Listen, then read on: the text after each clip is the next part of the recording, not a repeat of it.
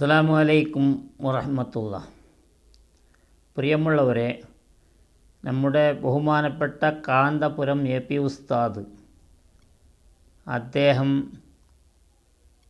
പറയുന്ന ഒരു വിഷയം പ്രവർത്തനത്തിൻ്റെ ഒരു ഭാഗമായി അദ്ദേഹം പറയുന്നത് എന്താണ് എന്ന് നമ്മൾ കേട്ട് അതിനെ മനസ്സിലാക്കി നമ്മളും പ്രവർത്തിക്കാൻ തുടങ്ങണം എന്നുള്ള നിലപാടാണ് നമുക്ക് വേണ്ടത്.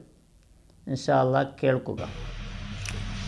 കേരളത്തിലെ ഒന്നാമത്തെ പണക്കാരനായിരുന്നു നേരത്തെ, ഇപ്പോൾ നാലാമത്തെ പണക്കാരനാണ് ജോസ് ആലുക്കാസ്. നമ്മളെ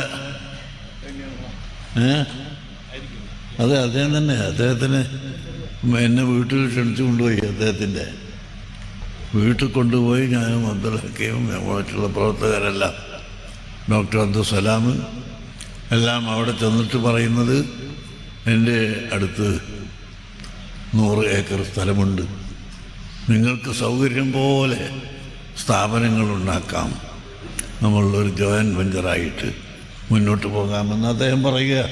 അദ്ദേഹം കേരളത്തിലെ 1-ാം നമ്പർ പണക്കാരനാണ്. പക്ഷേ പണമുണ്ടായത് കൊണ്ട് മാത്രം ഈ കാര്യം മുമ്പോട്ട് കൊണ്ടുപോകാൻ കഴിയില്ല എന്നാണല്ലോ അതിൻ്റെ അർത്ഥം.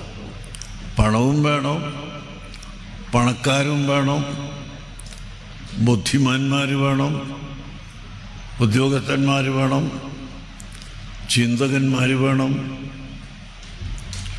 ഇതെല്ലാം ഒത്തൊരുമിക്കുമ്പോഴാണ് ഇത്തരം കാര്യങ്ങൾ പൂർത്തിയാവുക.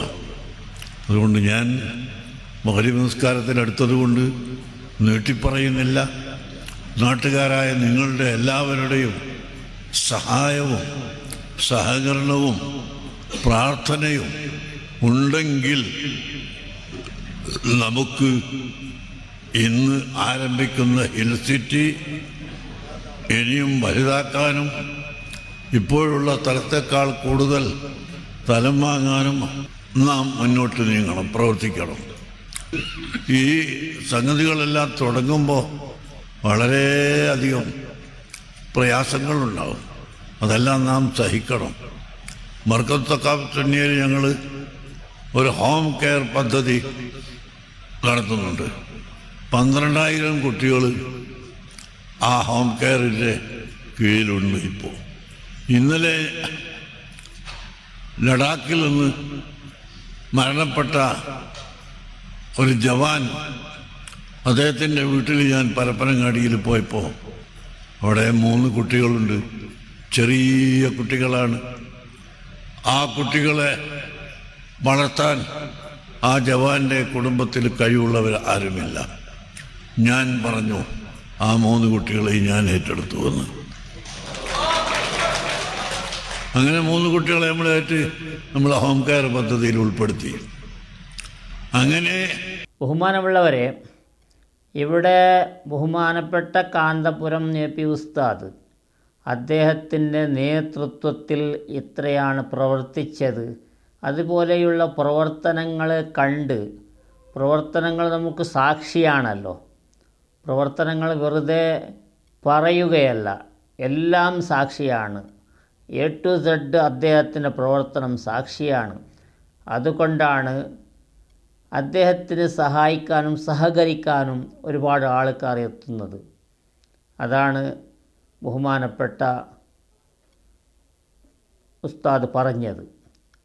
ഇവിടെ നമ്മൾ മനസ്സിലാക്കേണ്ടത്, ഒരാൾ പ്രവർത്തിക്കുമ്പോൾ അദ്ദേഹത്തിന് വേണ്ടി എല്ലാ സഹകരണം ചെയ്യേണ്ടതാണ്, എല്ലാ സഹായങ്ങളും ചെയ്തു കൊടുക്കേണ്ടതാണ്.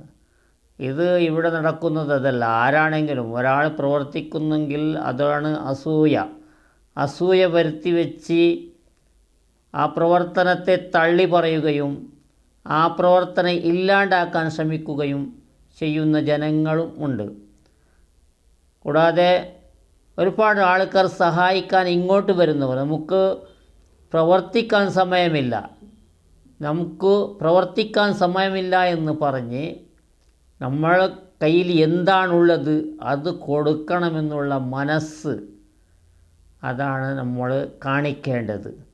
ഉസ്താദ് പറഞ്ഞത് അതാണ് നമ്മൾ ഒരുപാട് യത്തീം കുട്ടികൾ, അതുപോലെ ഒരുപാട് കോളേജും സ്ഥാപനങ്ങളും എല്ലായിടത്തും എല്ലാ സ്ഥലത്തും, ഇവിടെ ബാംഗ്ലൂരിൽ പോലും, അതുപോലെ മൈസൂരിലും, അതുപോലെ ഒരുപാട് സ്ഥലങ്ങളിൽ പള്ളിയും ദർസും മദ്രസയും എല്ലാം തുടങ്ങിയതാണ്.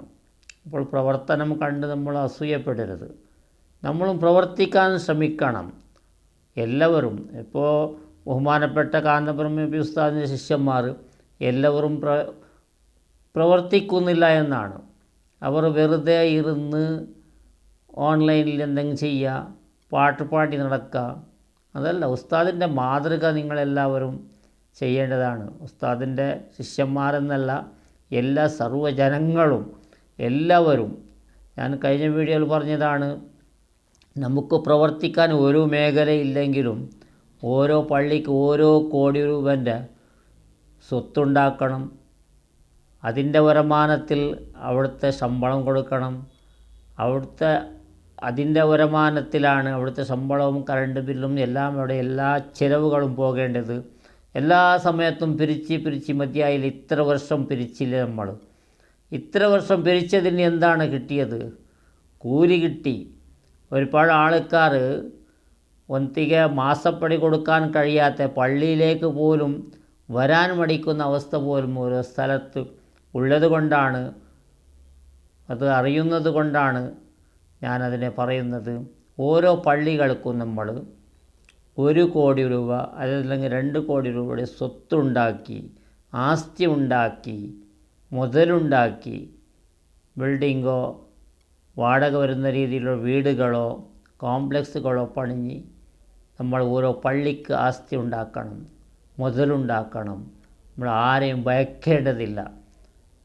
ഒരാൾ പള്ളിയിലേക്ക് ഞാൻ ഈ മാസം ഒന്തിക തരുകയില്ല, ഈ ഉസ്താദിനെ മാറ്റിയില്ലെങ്കിൽ ഞാൻ ഒന്തിക തരുകയില്ല, ഭക്ഷണം കൊടുത്തയക്കുകയില്ല എന്ന് പറയുന്നവർ പോലുമുണ്ട്, എന്ന് പറയുന്ന ജനങ്ങൾ പോലുമുണ്ട്. അവനിക്ക് ഉസ്താദിന് ഇഷ്ടപ്പെട്ടില്ലെങ്കിൽ, അതല്ലെങ്കിൽ ഉസ്താദിൻ്റെ ഹക്ക് പറയുന്നത് പോലും ഇഷ്ടപ്പെടാത്ത, അങ്ങനെ പറഞ്ഞ് അത്തരക്കാർ പോലും അതിനെ പറഞ്ഞ് പള്ളിയിൽ നിന്ന് പുറത്തു പോകുന്നവരുണ്ട്. പള്ളിയിലേക്ക് ഒന്നും തരൂല എന്ന് പറയുന്നവരുണ്ട്, സഹകരിക്കുകയില്ല എന്ന് പറയുന്നവരുണ്ട്.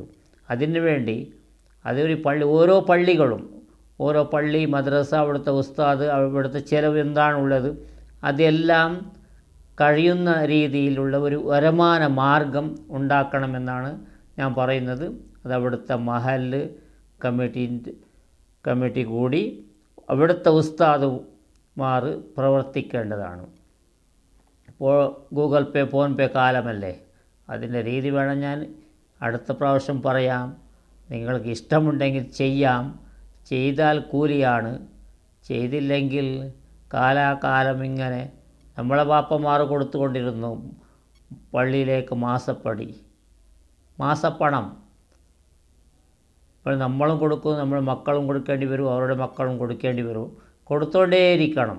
അതിനു വേണ്ടി നിരന്തരമായി റെഗുലർ ഇൻകം പ്ലാൻ ചെയ്യേണ്ടതാണ്. പ്രവർത്തിക്കുക, ഏത് രീതിയിൽ വേണം നിങ്ങൾക്ക് ചെയ്യാം. ഇൻഷാ അല്ലാഹ്. അസ്സലാമു അലൈക്കും വറഹ്മത്തുള്ളാഹി.